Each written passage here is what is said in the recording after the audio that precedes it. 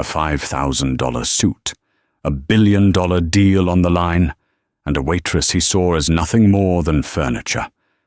When powerful CEO Matteo Bianchi decided to insult his server in fluent Italian, he assumed she was just a simple girl who wouldn't understand his cruelty. He was betting on her ignorance. What he didn't bet on was that this simple girl not only spoke the language perfectly, but she was also the one person on earth holding the key to his entire future. The words he said were meant to humiliate her. The reply she gave would end his career. Ristorante Bellagio was not a restaurant. It was a theatre. Nestled on a quiet, cobblestone street in Soho, it was the kind of place that didn't have a sign, only a burnished brass plaque so discreet you would miss it if you weren't looking. Inside, the air hummed with the quiet confidence of old money and new power. Bottles of wine that cost more than a mid-sized car were decanted with the reverence of a religious ceremony. The clientele was a curated list of New York's elite, senators, hedge fund managers, and the kind of fourth-generation heirs who hadn't buttoned their own shirts in decades. And serving them, moving with a silent, practiced grace, was Bella Giordano. To the patrons, Bella was a ghost in a crisp black apron. She was efficient, polite, and invisible, precisely as they preferred. What they didn't see was the mind behind her calm, hazel eyes. They didn't see the master's degree from Columbia University hanging in her tiny fifth-floor walk-up. They didn't see the 800-page thesis she'd written on Donatello's lost sculptures. Nor did they know she could discuss the chemical composition of 14th-century gesso pigments for hours. Bella was a waitress for one reason: crushing, debilitating student debt. And for one other, more secret reason: she was saving. Every dollar she earned, every meager tip she was allowed to keep after the house took its cut, went into a locked box labeled Firenze. Florence. It was her Mecca, the place her soul lived while her body was just carrying plates of risotto al tartufo to men who wouldn't look her in the eye. Tonight, the air in Bellagio was even more pressurized than usual. The reservation book held one name that made the manager, Mr. Petrov, sweat: Matteo Bianchi. Bianchi wasn't just wealthy, he was a dynast. As CEO of Bianchi Global Holdings, he controlled shipping lanes, tech incubators, and a significant portion of the European luxury market. He was known for two things: his almost supernatural ability to close impossible deals, and his utterly brutal, ice-cold personality. He was a man who didn't just walk into a room, he conquered it. At 8:03 p.m., the heavy oak doors opened. The temperature in the room seemed to drop. Matteo Bianchi entered, followed by his lawyer, a nervous-looking man named Gregory Walsh. Bianchi was tall, impeccably dressed in a dark, custom-tailored suit, and he was already on his phone, snapping at someone in rapid, impatient English. "It doesn't matter what they want. Make it happen. I'm not flying to Milan for nothing," he growled, not even looking up as the maitre d' bowed him to the best table in the house, table 12, a secluded booth with a view of the private courtyard. It was Bella's section. "Good evening, gentlemen," Bella said, her voice smooth and professional, as she placed the leather-bound menus on the table. Matteo Bianchi didn't look up. He gestured dismissively with one hand, a go-away motion, while continuing his phone call. His associate, Gregory, flinched. "I'm sorry," Gregory whispered, offering Bella a weak, apologetic smile. It's a big day. We'll need a minute." "Of course, sir," Bella replied, her face a perfect mask of neutrality.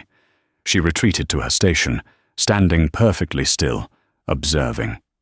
She watched Matteo stab a finger at a number on his phone, his handsome face contorted into a mask of pure, unfiltered arrogance. He was a predator, and this was his hunting ground. She'd seen his type 100 times. They were the ones who treated the help as a stress relief toy, something to be kicked when the real world fought back. She just hoped his phone call ended well, for her sake. After 10 minutes, the phone call ended with Matteo slamming his phone face down on the pristine white tablecloth. The thud was sharp, violent. "Finally!" he spat, snatching the menu. He didn't open it. "I don't need this. Just get me the 97 Sassicaia. And make sure it's decanted, properly. I can't stand it when amateurs bruise the wine." Gregory Walsh, the lawyer, looked up, impressed. "Ambitious, Matteo. That's a serious bottle." "It's the only one worth drinking," Matteo said, his eyes scanning the room with profound boredom. He finally let his gaze land on Bella. It was not a look one gives a person. It was the look one gives an appliance. "Well, do you have it, or is this place all show?" Bella didn't flinch. "An excellent choice, sir," she said, her voice even. "The 97 Tenuta San Guido is truly exceptional. The vintage was remarkable, due to the ideal balance of sun and minimal rain, leading to a high concentration in the Cabernet Sauvignon." There was a sudden, sharp silence. Matteo Bianchi's head snapped toward her. His eyes, cold and grey, narrowed. He had been expecting a "yes, sir," or "I'll check, sir." He was not expecting a sommelier's analysis. Bella continued, her tone still perfectly professional. "We typically recommend a 90-minute decant to allow the secondary and tertiary aromas of cassis, cedar, and tobacco to fully open. Would that be acceptable, or would you prefer I expedite it?" Gregory Walsh's jaw had gone slightly slack. He was staring at Bella as if she'd just sprouted a second head. Matteo, however, looked annoyed. He was a man who prided himself on being the most knowledgeable person in any room, whether the topic was finance or viticulture. For a waitress in an apron to not only know the wine, but to understand it, was a disruption. It was an anomaly he didn't appreciate. "Just bring it," he snapped, his voice even colder than before. "And 2 bottles of San Pellegrino. Presto." "Yes, sir," Bella said. She turned and walked away, her back perfectly straight. "Well," Gregory muttered, watching her go. "She certainly knows her stuff." "She read the back of a bottle," Matteo scoffed, loosening his tie. "They train them to do that. It's a party trick. A parrot. Now, about the Falcone deal. I've just had another call from his team in Florence. They're stalling again." "Stalling how?" Gregory asked, pulling a sleek tablet from his briefcase. "I thought the Cultural Foundation partnership was all but signed. We offered them double what Apex Cultural Ventures offered." "It's not about the money with this old man," Matteo grumbled. "Count Lorenzo Falcone. The man is a fossil. He's the last of his kind. He keeps sending back notes through his lawyers. Concerns about values, alignment of character." "What is this? A church? It's a multi-billion-dollar deal." "He's old school, Matteo," Gregory cautioned. "With that kind of Florentine aristocracy, reputation is everything. They say he has a protégé, some mysterious consultant in New York who acts as his eyes and ears. This person vets everyone." "A protégé? A spy?" Matteo laughed, a harsh, humorless sound. "If I find out who it is, I'll buy them. Everyone has a price. Now where is that wine?" Bella returned, presenting the bottle. Matteo waved her off, not even looking. She began the complex, delicate ritual of decanting the deep red liquid, her hands steady, her movements economical. She was invisible again, and that, she thought, was fine by her. She listened as they spoke, their conversation a mix of English and occasional, impatient Italian. She listened to Matteo Bianchi, boast about a hostile takeover. She listened to him laugh about an executive he'd bankrupted, and she listened to him scheme about how to handle the reclusive Count Falcone. And as she listened, a slow, cold knot of disdain tightened in her stomach. The dinner service wore on. The restaurant was at its peak, a symphony of clinking glasses, murmured conversations, and the distant sizzle from the kitchen. Bella moved like a dancer, navigating the complex choreography of her 6-table station. She refilled water, cleared plates, and answered questions, all while maintaining her serene, professional mask. At table 12, the mood had soured. The sassicaia was half empty, but it hadn't improved Matteo Bianchi's temper. The Falcone deal was clearly collapsing. His phone, which he'd placed on vibrate, buzzed angrily every few minutes. He would glance at it, his face growing darker with each message. Gregory Walsh was trying to do damage control, speaking in low, placating tones. "Matteo, maybe you should fly to Florence. Show him the respect he—" "Respect?" Matteo hissed, his voice low but sharp enough to cut. "I'm offering to build a state-of-the-art museum wing in his name. He should be respecting me. This is taking too long." He needed a target, an outlet. His eyes scanned the room and landed, predictably, on Bella, who was standing at a service station, refilling a water pitcher. He snapped his fingers. It was a sound that cracked through the refined ambiance like a whip. Several patrons turned, annoyed at the vulgarity. Bella paused, closed her eyes for a single second, and then turned, walking calmly to his table. "Yes, sir? How is the wine?" Matteo leaned back, swirling the liquid in his glass. He was purposefully taking his time, making her wait. He looked at her, then at Gregory, and a cruel, knowing smirk crept onto his face. He had an idea. He was going to amuse himself. He switched to Italian. His accent was serviceable, but clearly that of an American who had learned it in a boardroom, not a home.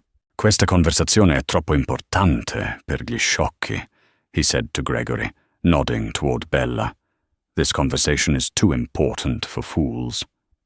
Gregory, who clearly only spoke rudimentary Italian, nodded nervously.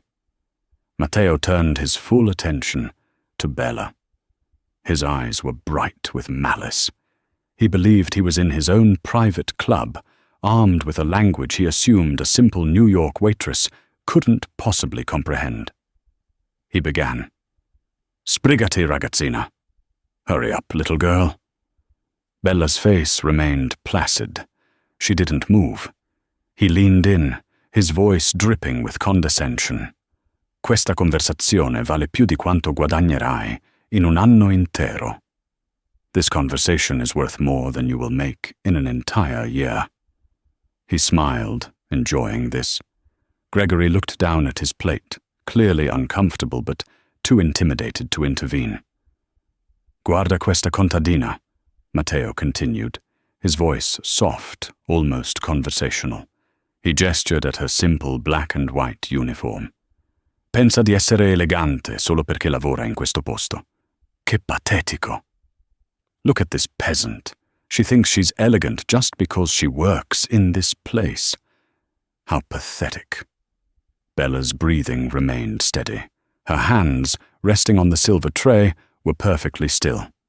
She looked at him with the same polite, blank expression. This perceived stillness, this stupidity, only egged him on. He tapped his wine glass. "Ora portami il resto del vino."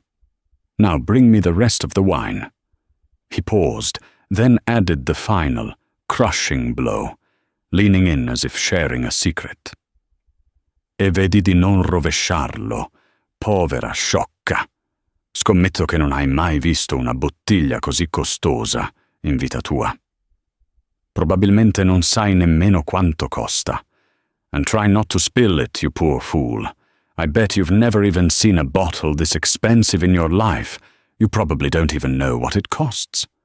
He sat back, supremely satisfied, a king on his throne. He had vented his frustration, asserted his dominance, and reminded this peasant of her place.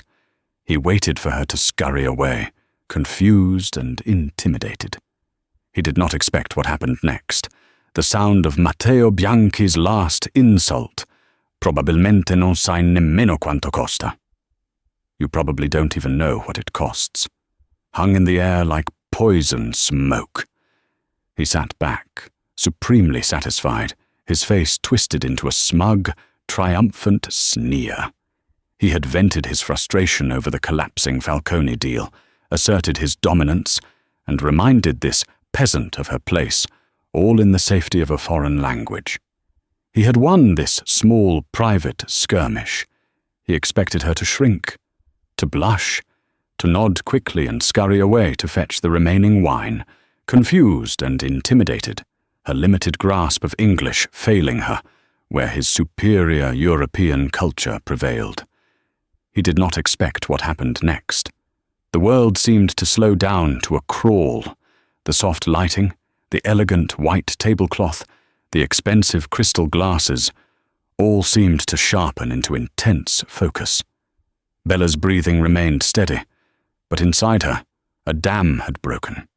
For months, she had contained her intelligence, her education, her very identity, behind the sterile, deferential mask of the perfect New York waitress. She had endured the condescension, the snap of the fingers, the casual cruelty that came with the job. She did it for the goal, Firenze, debt repayment, the dream. But this insult was too much. It attacked not just her job, but her very soul, her heritage, and her life's work. She didn't move. She didn't scurry. She simply stood there, watching him. And then, slowly, deliberately, her professional mask dissolved.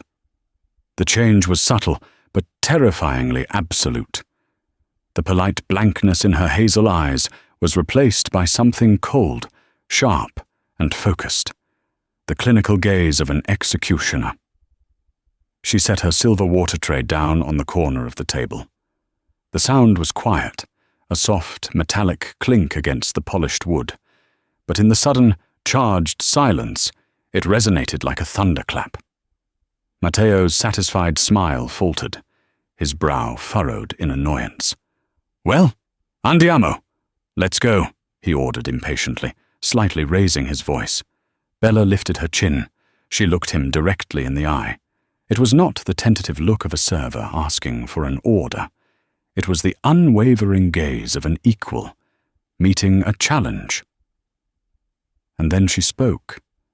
Her voice was not loud, but it possessed a stunning, penetrating clarity.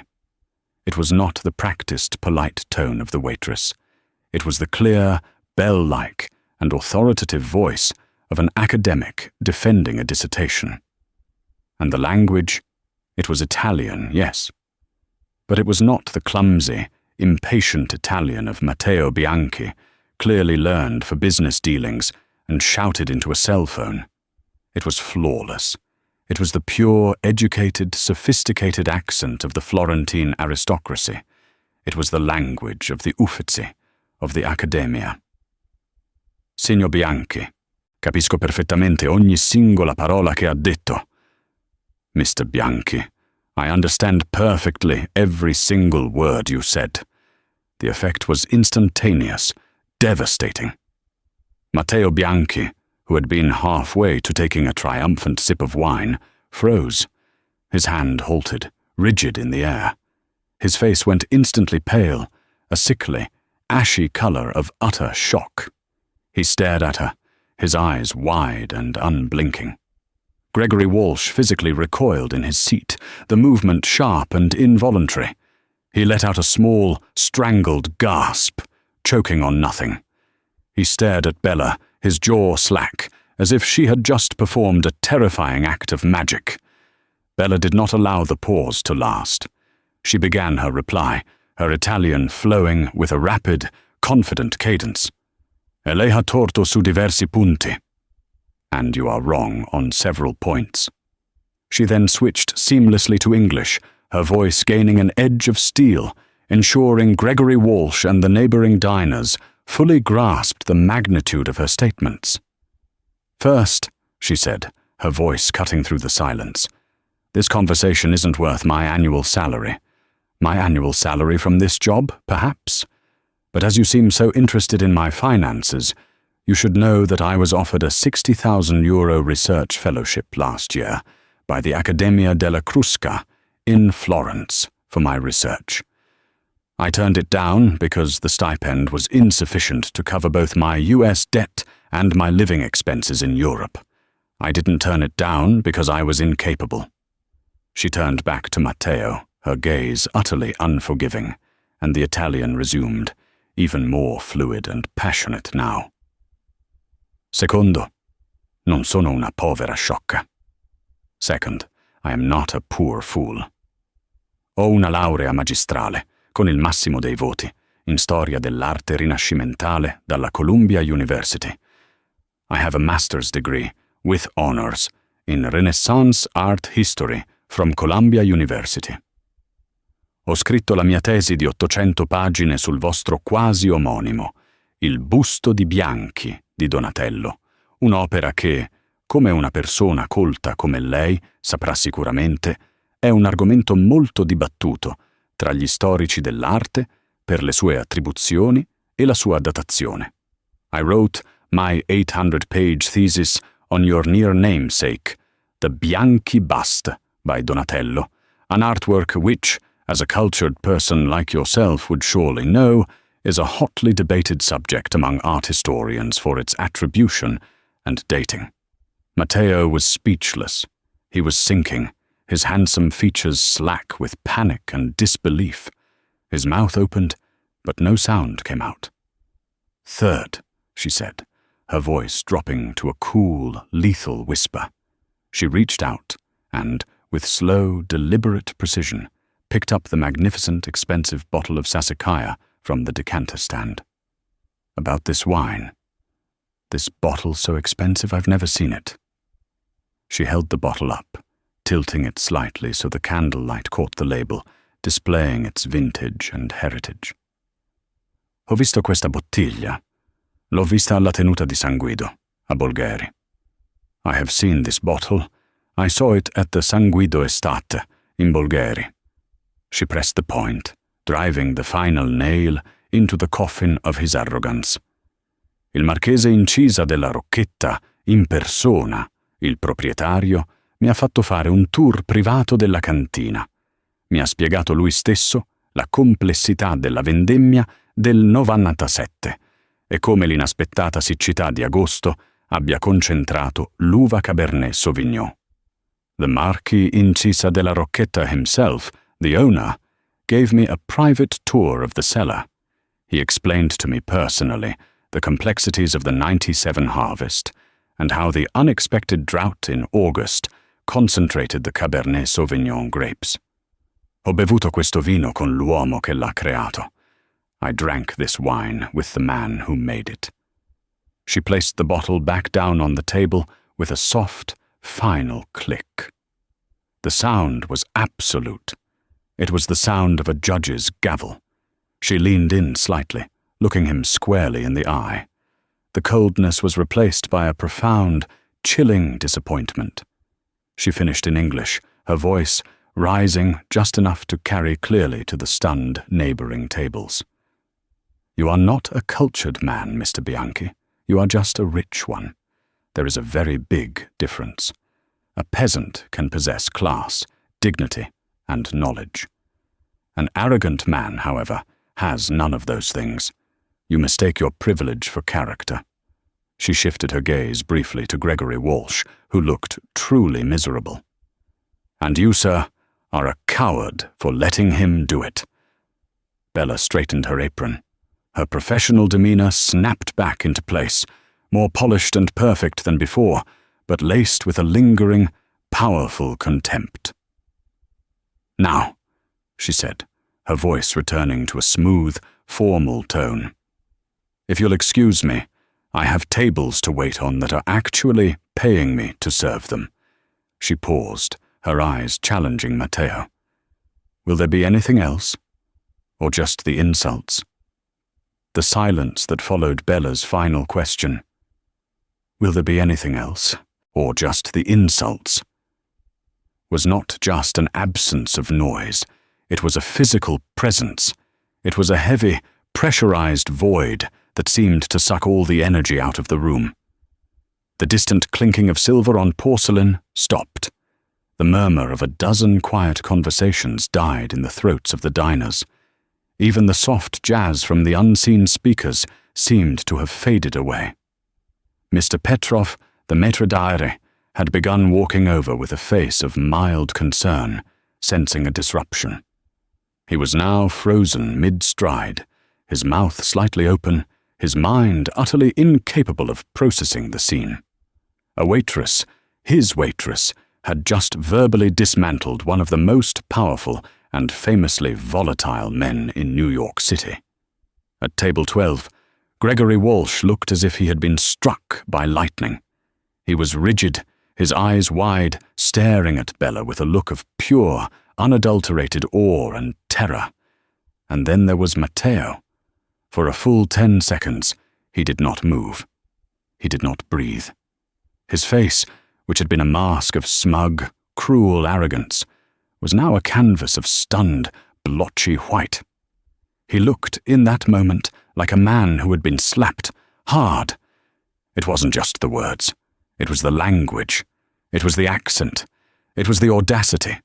His entire worldview, a carefully constructed fortress built on the assumption of his own superiority, had just been breached. Then, the white was replaced by a deep, arterial crimson. It flooded his neck, his cheeks, his forehead, until he looked fit to burst. It was the color of pure, narcissistic rage. He was a man who lived on control, and in the span of 90 seconds, he had lost all of it. He tried to speak, but a strangled, choking sound was all that escaped. His mind, usually so quick and cutting, was a blank wall of static. He couldn't compute the data. The peasant had spoken back. The fool was an academic. The girl had connections he couldn't comprehend. His brain rejected it. He fell back on the only tool he had left, the one he always used to solve a problem that talked back. He'd lunged for his power. "You," he stammered, his voice a low, trembling whisper that was somehow more violent than a shout. "You are fired." He spat the word. Fired! It was his kill switch, his final, undeniable act of dominance. He leaned back, breathing heavily, expecting, needing her to crumble, to cry, to beg. Bella did none of those things. She held his furious, trembling gaze for a moment longer. The cold clarity in her eyes softened, replaced by something that looked almost like pity. She let out a long, slow breath, a sound of profound release. It was as if a 50-pound weight had just been lifted from her shoulders. "Of course," she said. Her voice was calm, light, almost relieved, as if he had just offered her a glass of water. "I'll go get Mr. Petrov for you, so you can tell him." She gave him a small, final nod, not of deference, but of dismissal. And then she turned. Her back was perfectly straight. She began to walk away from the table, her steps unhurried, heading toward the manager's office. Each step she took was a fresh hammer blow to Matteo's ego. She wasn't scurrying. She wasn't defeated. She was leaving. "Matteo, no, wait!" Gregory Walsh suddenly hissed, his voice sharp with a new, dawning panic. He wasn't looking at Matteo. He was staring at Bella's retreating back. "What?" Matteo roared at him, furious that his lawyer wasn't supporting him. "Did you hear her? She's gone!" "Her name," Gregory whispered, a cold sweat breaking out on his forehead. "Matteo, her name. What did she say?" "Giordano. Bella Giordano." "How the hell should I know?" Matteo snapped. "No, listen," Gregory insisted, his voice cracking. He was fumbling for his phone, his hands shaking so badly he almost dropped it. "Matteo, think. The flawless Florentine Italian. The thesis on Renaissance art. The Bianchi bust. Your namesake. The Sassicaia. I drank it with the man who made it. My God. Gregory's fingers were flying across his screen, his face lit by the pale blue light. He wasn't just Googling. He was pulling up his secure email, searching the hundreds of memos and attachments related to the Falcone deal. The memos? He was muttering, half to himself. The mysterious consultant, the protégé in New York, the one who vets everyone, the one who has the Count's complete trust. His thumb froze. He had found what he was looking for. His face, which had been pale with discomfort, drained of every remaining drop of blood. He went a ghastly, ghost white. "Oh my God," he breathed, his voice hollow. "Oh no, no, no, no." "What is it, Gregory?" Matteo demanded, his rage finally giving way to a cold spike of fear. Gregory didn't speak. He just held up his phone. His hand was trembling. Matteo leaned in. He squinted, his eyes struggling to focus on the small text. It was an email chain from Count Falcone's private office. And at the bottom, on the signature line of the most recent vetting memo, were 2 words. "A Giordano, liaison for the Falcone Foundation." Matteo Bianchi stared at the screen. The world tilted. The sounds of the restaurant, which had begun to creep back in, rushed away again, replaced by a deafening roar in his ears. He looked from the phone to the retreating figure of the waitress, who was now just a few feet from Mr. Petrov. Bella. Giordano. A Giordano. The truth did not dawn. It struck him like a physical blow, knocking the air from his lungs. It was an avalanche of realization, a cascade of horrifying connections. Her art history degree, her flawless, educated Florentina's Italian, her personal tour of the Tenuta San Guido, her 800-page thesis. It wasn't a coincidence. It wasn't a party trick. It wasn't a resume. It was a vetting. He remembered Gregory's words from earlier in the evening. This person vets everyone.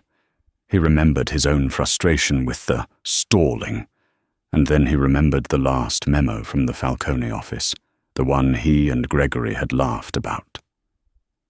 "Our last memo," he whispered, his voice hoarse. It said, A. Giordano was in the field, conducting final atmospheric assessments. He looked around the atmosphere of the restaurant. He looked at the half-eaten risotto on his plate. He looked at the $5,000 bottle of wine. Gregory Walsh nodded, his eyes shut tight. We thought she was vetting our financials, our supply chains. We never thought in the field meant serving us wine. Matteo finished, the blood draining completely from his face. He realized the truth in a single, devastating tidal wave. Count Lorenzo Falcone, the fossil, hadn't been stalling. He'd been watching. He had sent his most trusted advisor, his eyes and ears, into the lion's den to see what the lion was really like. And Matteo had not just failed the test. He had gleefully, arrogantly, and publicly confirmed every worst fear the Count could have possibly had. He had insulted her. He had demeaned her. He had called her a povera sciocca. He had tried to fire her. He hadn't been in a restaurant. He'd been on a stage. And he had just given the performance of a lifetime. The rage of a moment ago was gone, replaced by a pure, cold, gut-wrenching terror. This wasn't about a rude waitress. This was about the billion-dollar deal. This was about his reputation. This was about his career. He shot out of his chair, the heavy wood scraping loudly, violently against the stone floor. The sound was like a gunshot in the quiet room. "Ms. Giordano!" His voice cracked. It wasn't a command, it was a plea. The entire restaurant turned. Bella, who was just about to speak to her manager, stopped. She turned back, her expression unreadable, and simply waited. Matteo Bianchi, the man who commanded boardrooms and leveled companies, strode across the restaurant. He didn't look powerful. He looked frantic, desperate. He was a shark that had just realized it was the one caught on the line. Gregory was right behind him, wringing his hands, looking like a man walking to the gallows. Matteo stopped a few feet from her, breathing heavily. He was sweating. He tried to compose his features, to summon the charm that had closed 1,000 deals, but the smile that appeared on his face was a ghastly, tight-lipped grimace. "Ms. Giordano," he said, his voice a hoarse, forced attempt at warmth. "There has been a terrible misunderstanding." The silence that followed Bella's reply was a physical thing. It was a heavy, weighted blanket that smothered the entire restaurant, choking the clinking of glasses, the murmur of conversation, and the distant romantic strains of the string quartet. Every patron who had been close enough to hear the sharp, clear tones of Bella's Italian and her subsequent, cutting English was frozen. They stared, forks halfway to their mouths, witnessing a social detonation. Mr. Petrov, the maître d'hôte, who had been walking over with a face of mild concern, was now standing stock still, his professional poise shattered. He was looking at a scene that his decades of high-end service had never prepared him for. A waitress, his own employee, holding the most powerful man in the room, Matteo Bianchi, in a state of utter, paralyzed checkmate. Matteo Bianchi was crimson. The ashy pale of his shock had been instantly replaced by a deep, blotchy, furious red. It was the color of pure, undiluted humiliation. He was a man who had never been spoken to this way in his entire adult life, not by a board member, not by a head of state, and certainly not by a servant. He was a king who had just been publicly, eloquently, and thoroughly dethroned by a peasant. His hands, resting on the table, clenched into white-knuckled fists. He trembled, not with fear, but with a rage so profound it stole his breath. He opened his mouth, but only a strangled sound came out. Finally, he found his voice. It was not a roar. It was a low, venomous hiss, his last, desperate grasp for the power he thought he still held.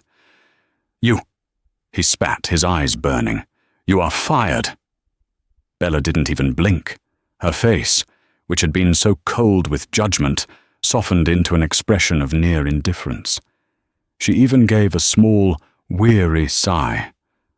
"Of course," she said, her voice light, almost relieved. "I'll go get Mr. Petrov for you, so you can tell him." She turned, her movements as calm and unhurried as if she were simply going to retrieve a fresh napkin. "Matteo, no, wait!" The voice was Gregory Walsh's. It was sharp, high-pitched, and laced with a new, dawning terror that had nothing to do with Bella or her job. He wasn't looking at Matteo. He was staring at Bella's retreating back, his mind finally catching up to the last 5 minutes. "What?" Matteo roared at him, incensed that his own lawyer wasn't backing his play. Her name," Gregory stammered, a cold sweat breaking out on his forehead. "Matteo, what did she say her name was? Did she say her name?" "How the hell should I know?" "Giordano," Gregory whispered, the name striking him like a physical blow. She knows wine. She speaks flawless Florentine. She wrote a thesis on Renaissance sculpture, on the Bianchi bust. Oh my God. He fumbled for his phone, his hands shaking so badly he could barely unlock it. "What are you doing?" Matteo demanded. "The memos," Gregory whispered, his fingers flying across the screen, pulling up his email. "The Falcone memos, the New York consultant, the protégé, the one who has his complete trust." Gregory's face, which had been pale with discomfort, was now draining of all color. He looked like he had seen a ghost.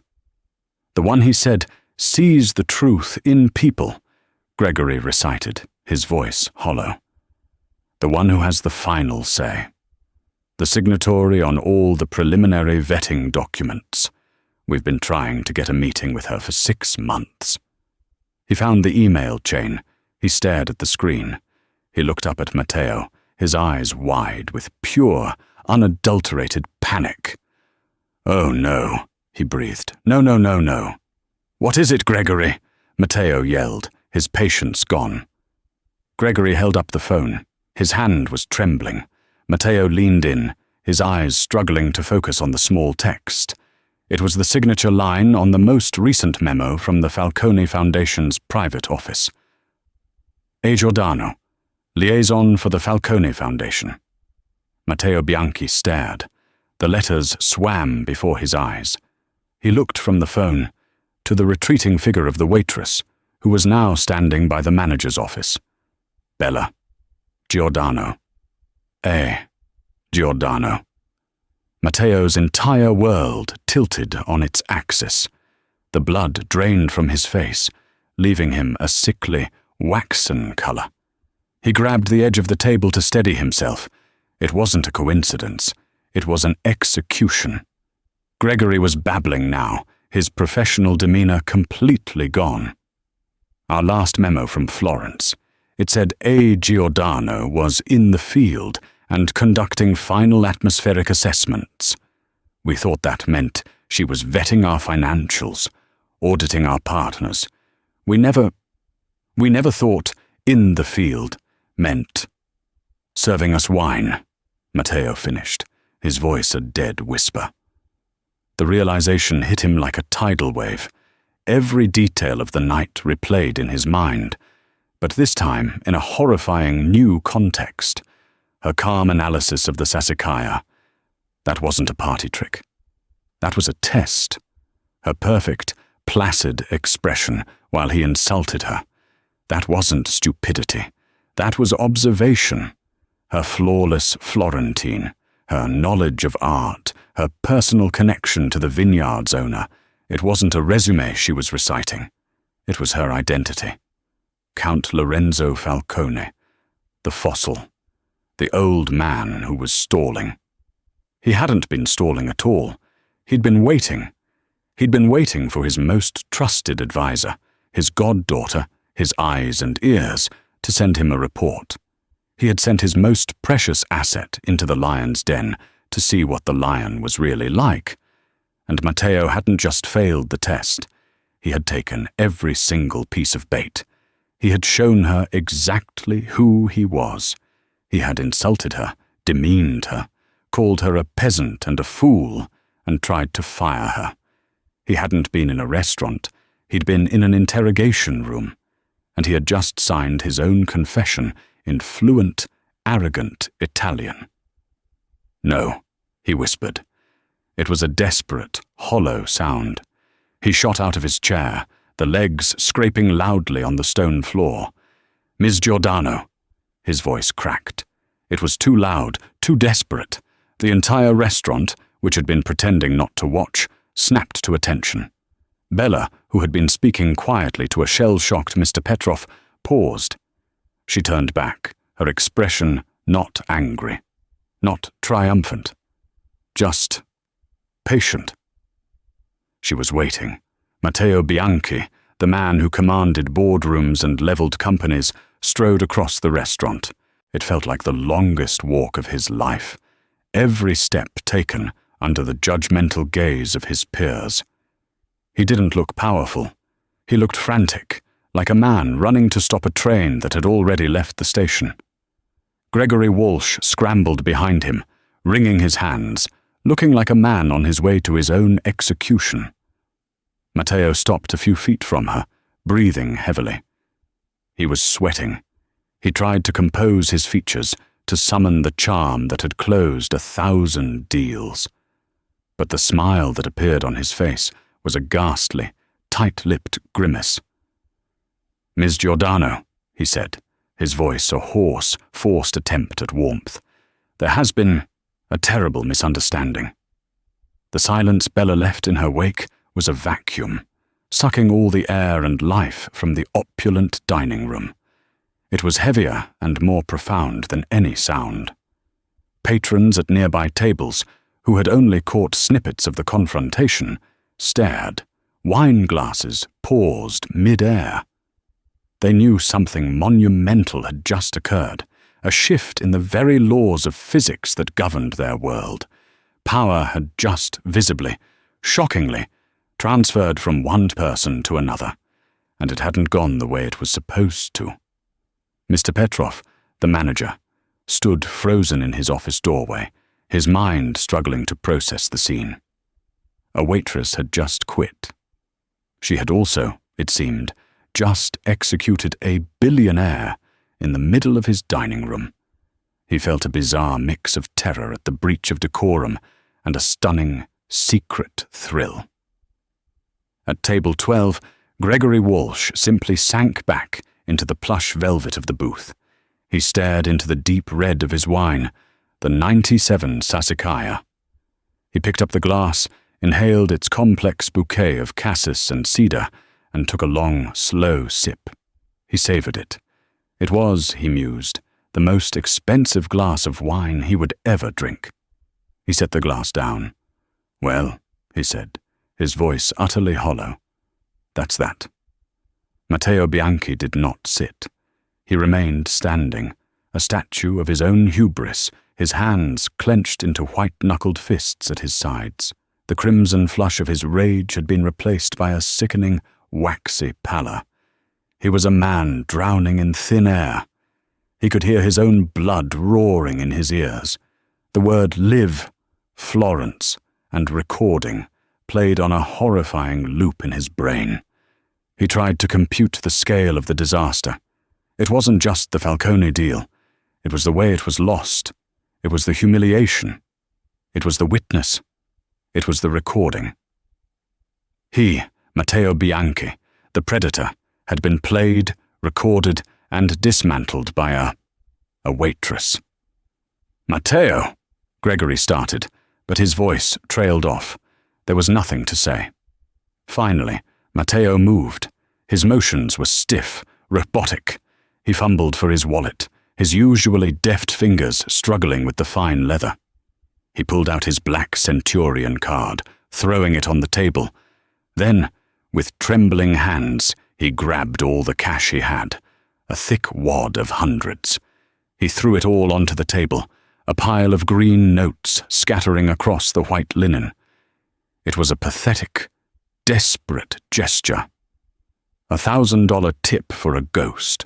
A final, meaningless attempt to prove he still had the power to buy his way out, to cover the mess with money. But the money just sat there, looking as foolish and impotent as he did.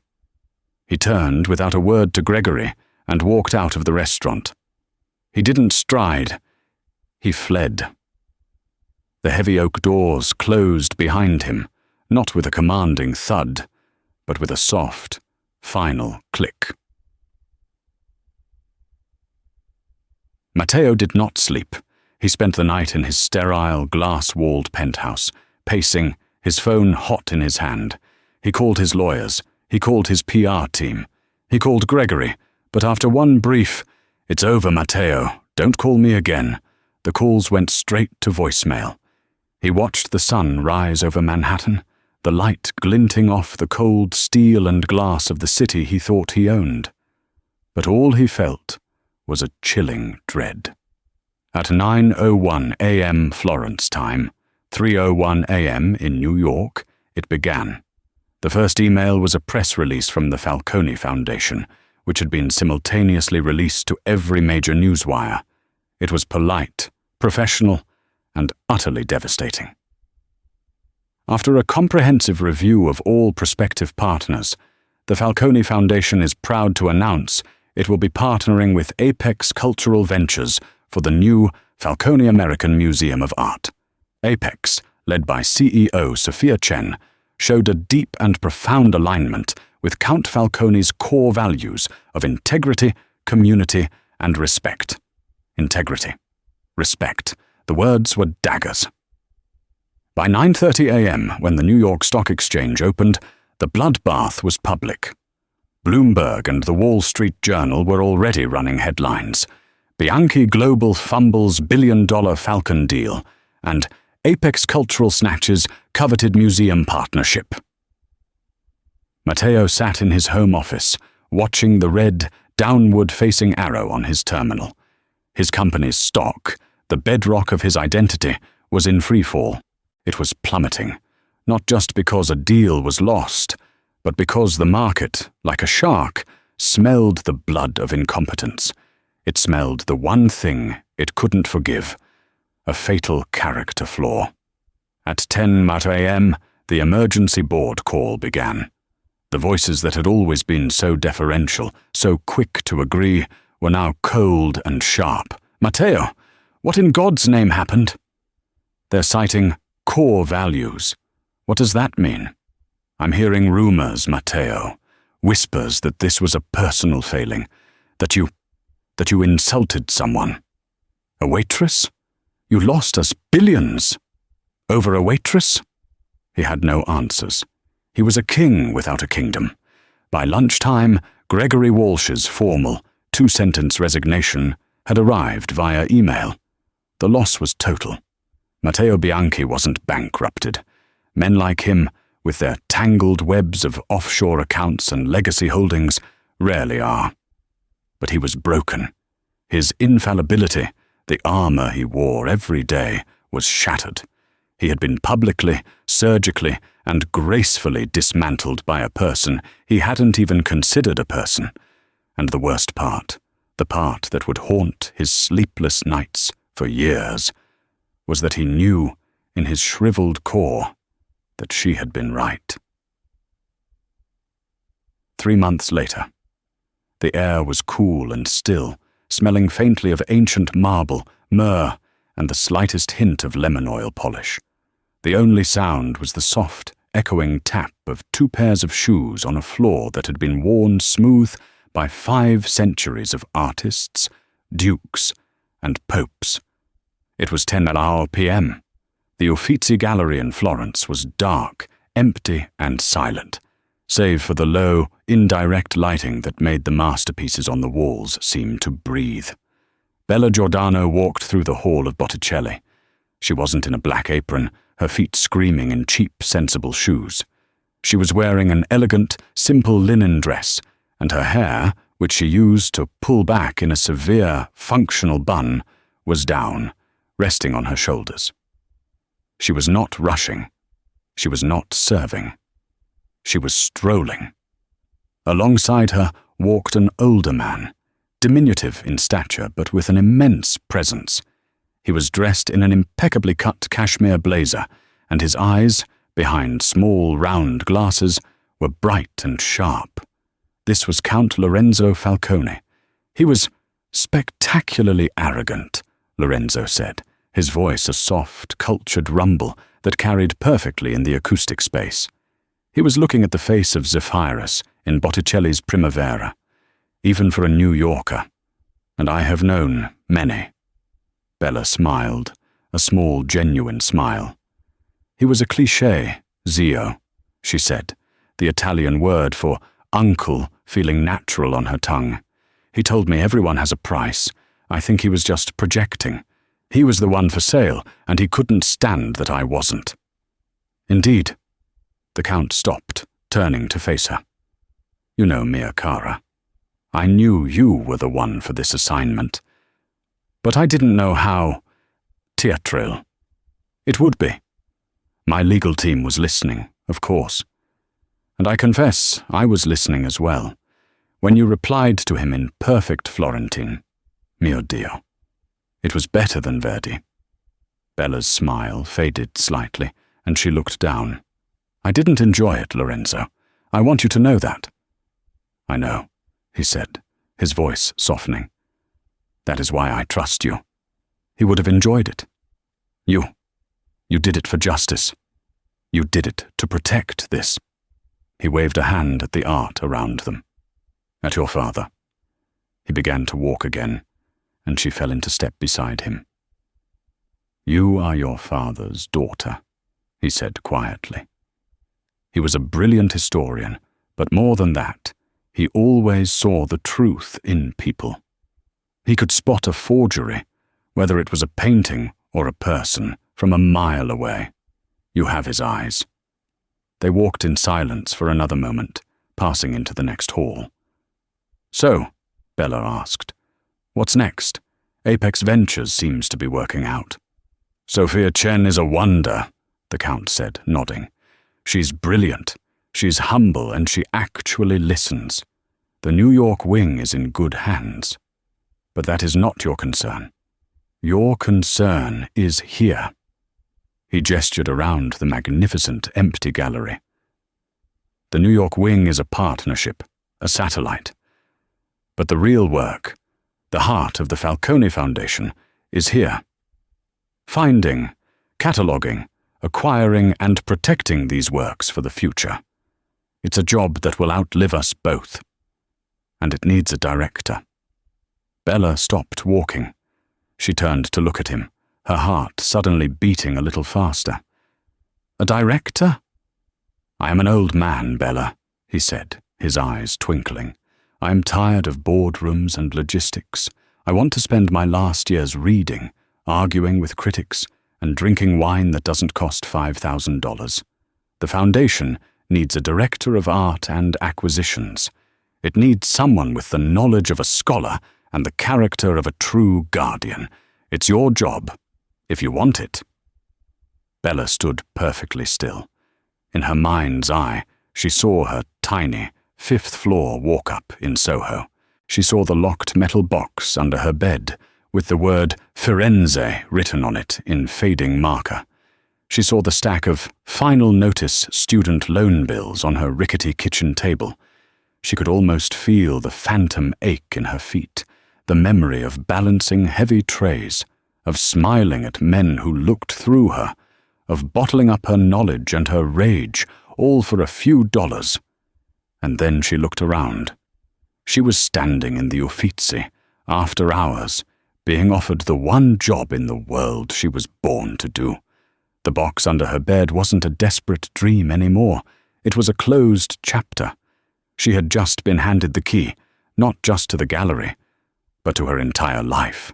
A slow, radiant, and genuine smile spread across her face. It was a smile of relief, of joy, and of profound, quiet victory. "Yes, Lorenzo," she said, her voice clear and steady. "I want it." "Good," he said, tapping her arm. "Then your first official act as director can be to come with me. I have something in my private study I need you to see." He turned and began walking toward the exit. "A dealer in Rome is trying to sell me what he claims is a lost Donatello bust. It looks like a forgery to me, but the paperwork is interesting. It mentions a Bianchi connection. You know all about that, don't you?" Bella laughed. It wasn't the short, bitter laugh from the restaurant. It was a full, warm sound that echoed off the ancient, beautiful marble, rising up to the painted ceilings. "Yes, Zio," she said, catching up to him. "I believe I do." And so Bella Giordano's new life began, not because of a magic trick, but because she had the courage to be herself, even when the world told her she was nobody. She proved that true power isn't about how much money you have or how loud you can yell. It's about your character, your integrity, and the knowledge you've worked so hard to gain. Matteo Bianchi tried to use his privilege as a weapon, but Bella turned it back on him, using her own quiet brilliance as a shield and a sword. What do you think of Bella's story? Have you ever been in a situation where someone underestimated you? What would you have done if you were in her shoes? Let us know your thoughts in the comments below. We read every single one. If you enjoyed this story of justice and karma, please hit that like button, share this video with someone who needs to hear it, and most importantly, subscribe to our channel for more real-life stories every single week.